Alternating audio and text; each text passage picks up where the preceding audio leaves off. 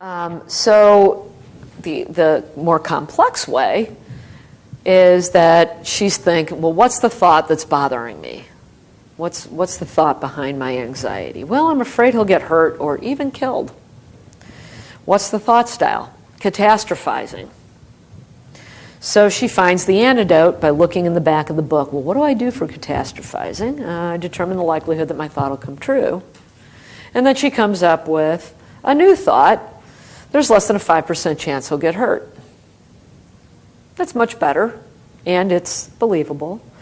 But a much quicker, easier, and just as effective is the B3s, Better-but-Believable Thoughts.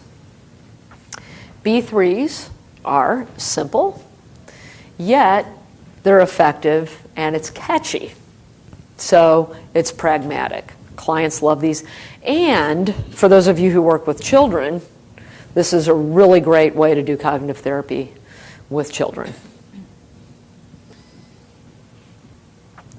So, I contend that if she's thinking better but believable rather than doing it the old-fashioned way, that because the word better is in the instructions, she's more likely to come up with a more positive thought, and she's more likely to think this: there's a better than 95% chance he'll be fine.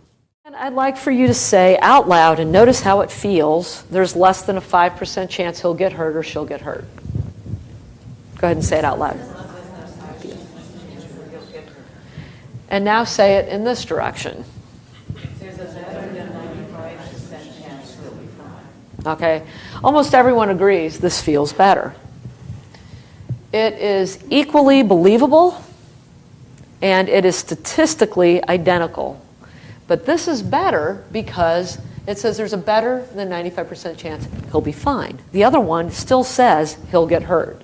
So she's still thinking, or you're still thinking, he'll get hurt or she'll get hurt. Okay?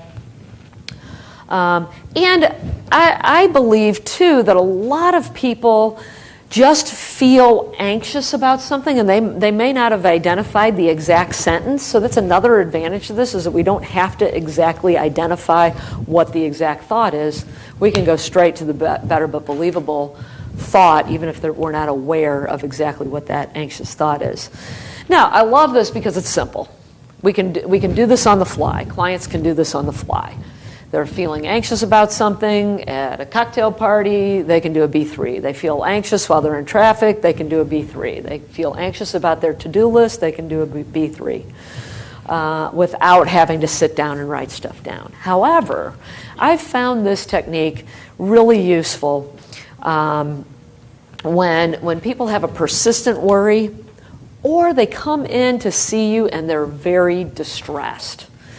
Then what I do is I independently come up with as many B3s as I can, while they come up with as many B3s as they can for this thought.